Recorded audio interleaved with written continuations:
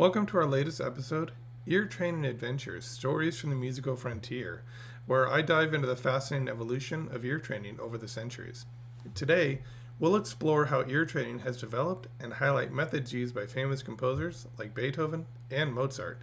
We will also discuss an important figure in the development of the staff system, Guido di Arezzo.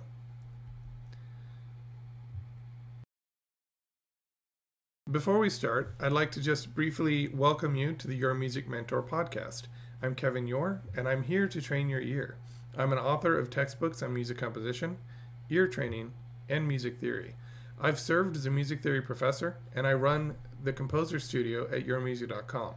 I aim to make music education accessible and provide deeper insights into the nature of music.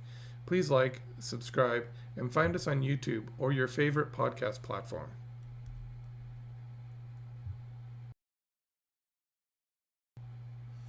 Ear training. Before we get started, let's talk about what ear training is. It's the process of developing the ear's ability to recognize and understand the elements of music. It has been a crucial part of music education for centuries. Let's start by looking at the early days of ear training.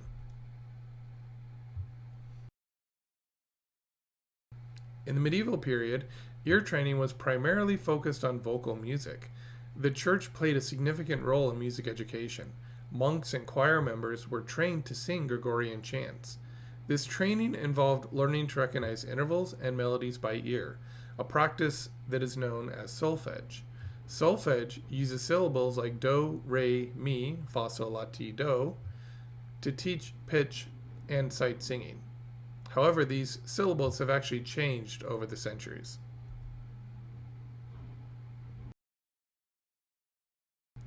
Guido di Arezzo is an Italian music theorist and Benedictine monk from the 11th century. The exact dates of his life are a little unclear, but he made several groundbreaking contributions to music theory and notation that have had a lasting impact on Western music. So I'm going to talk a little bit about some of his key contributions. Staff notation.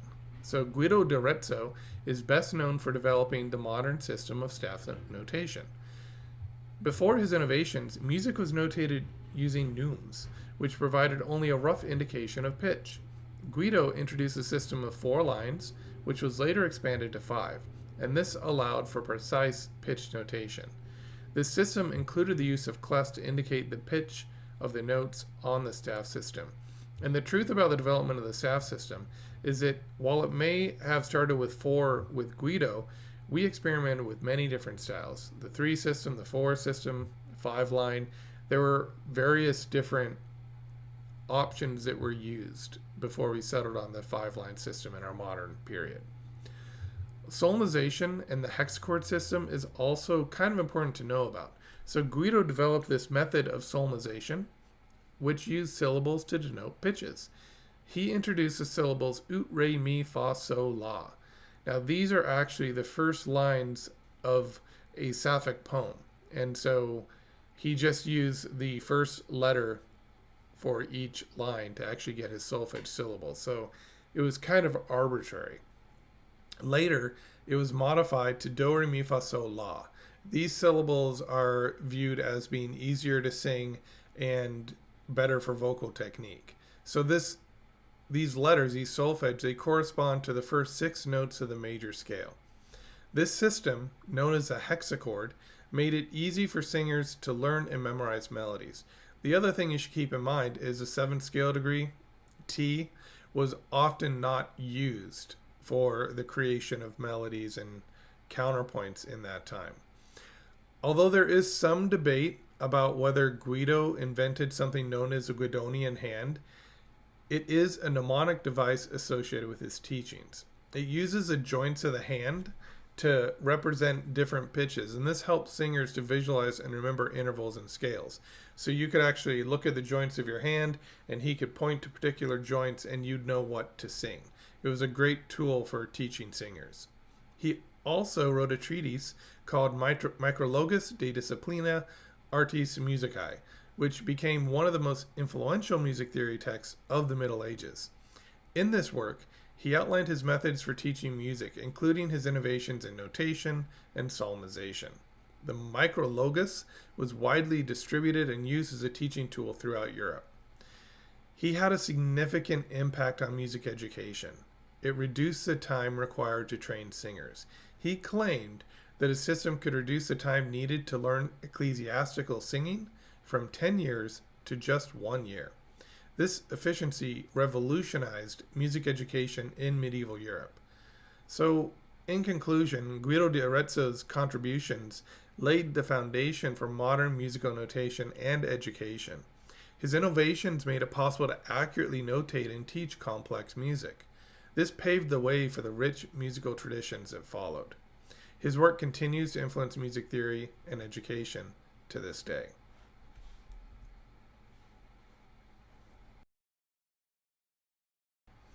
As we move into the Renaissance period, music became more complex, and so did ear training techniques.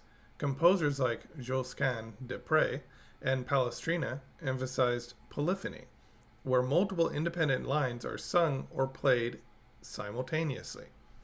Music needed to develop, and musicians needed to develop their ears to distinguish between these interweaving lines. So it became more important for composers to get deep inside the music.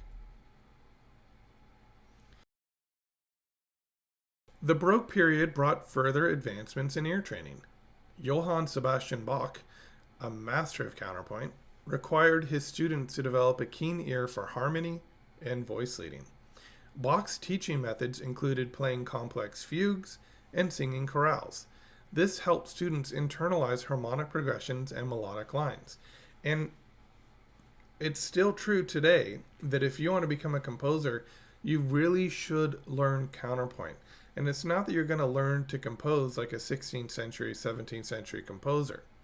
It's that when you learn counterpoint properly, it develops your ear and your ability to hear music internally.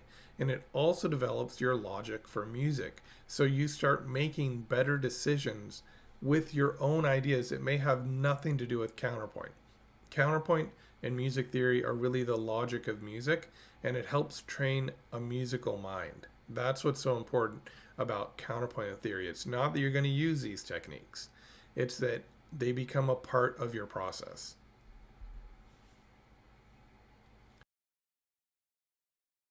Moving forward to the classical period, as we turn our attention to the classical period and two of its most famous composers, Wolfgang Amadeus Mozart and Ludwig van Beethoven.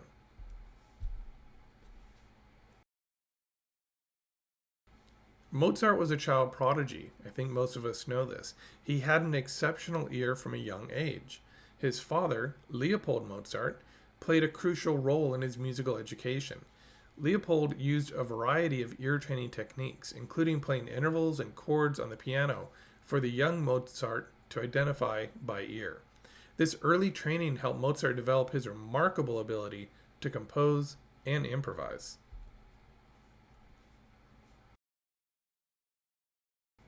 Beethoven, on the other hand, faced a unique challenge.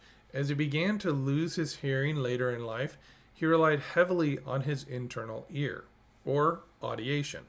Audiation is the ability to hear things internally, and he used this ability to compose music.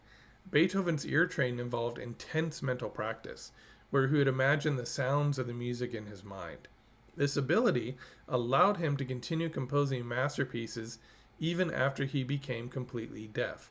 And this is why one of the most important things that I teach my composers is audiation. With very few exceptions, if a composer comes into my studio and they're admitted and accepted, then I put them on audiation right away. Because without audiation, everything else is slowed down. It's stilted. You need to have a good internal ear, and you can't just rely on what you hear coming from a notation program. The most frustrating thing that I come across is composers who will play something in finale or MuseScore or use a notation program and think that this is what it's going to sound like when the orchestra performs it. If you have good audiation and good listening skills and you become more familiar with how each instrument actually works, you realize that these notation programs, these demo programs, they don't provide you with a realistic preview of what the music's going to sound like. So audiation becomes extremely important because it's a much more flexible tool. It's organic, it's yours, it's inside. Once you get it, you have it forever. So audiation is extremely important for composers. Maybe the most important thing you can learn. Because if you can audiate and you can sit there and listen to a composition that you enjoy, a piece that you're creating, then you have written a piece that, at least by your standards and within your style, is effective. And it's hard to argue with that.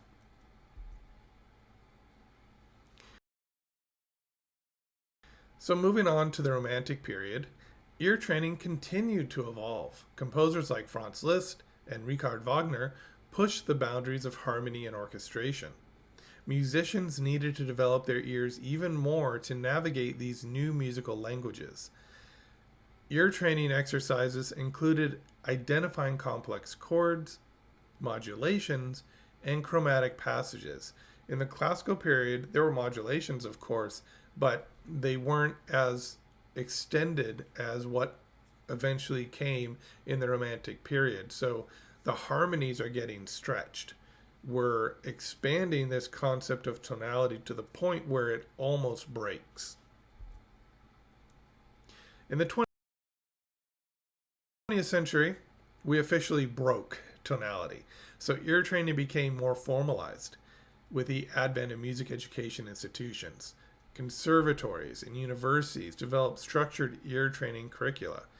They incorporated techniques from earlier periods and introduced new methods. Solfege, dictation, and sight singing remained essential components, but technology also started to play a role. Tools like tuning forks, metronomes, and eventually computer software helped musicians refine their ear training skills. And the idea of a metronome actually goes back to the classical period. Beethoven, when the metronome came out, he thought it was just the most amazing device ever because finally you could tell people exactly how fast you wanted a piece or a section to be performed. But with conservatories and universities developing these more complex ear training programs, students were expected to hear more and more in music as the techniques became more and more refined. And a lot of the techniques that I talk about in my Flawless course, which is now going to be available in both audio or video formats, they develop the ear using university techniques as well as my own personal experience and kind of a conglomeration of just every ear training technique I've ever used that actually worked. So you're getting techniques in a structured program that are designed to very narrowly focus in on developing the ear to help you get a really effective experience when you're listening to and writing music. So talking about the techniques of today, ear training is still an integral part of music education worldwide. Musicians use a variety of methods, from traditional solfege to modern apps and software to hone their listening skill. The goal remains the same, to develop a deep understanding of music through the ear, just listening orally. When I taught in the university, I developed several ear training protocols and techniques to help my students develop their ears. These protocols use a combination of active and passive ear training techniques to help students develop more quickly. I'm not going to talk about that here because I have an entire course related to that, but everybody's kind of starting to figure out what works for them. And the difference between that and what I do is I really paid attention to what did work and what wasn't working with my students. And I sort of eliminated the drills that weren't working, and I kind of put them to the side and I said, now why weren't they working? And I tweak them to see if I could get them to work. And so I had almost a decade of working with over 1,000 students, almost 1,500 enrollments, where I could just test these theories and see if they work. And so that's the unique situation that I had being part of the university, and that's why I'm pushing right now to get so much of this knowledge from the past decade out to you because it's fresh in my mind. And so I just want to get this all out as soon as possible before time kind of sets in and I start to lose some of that information, some of that experience.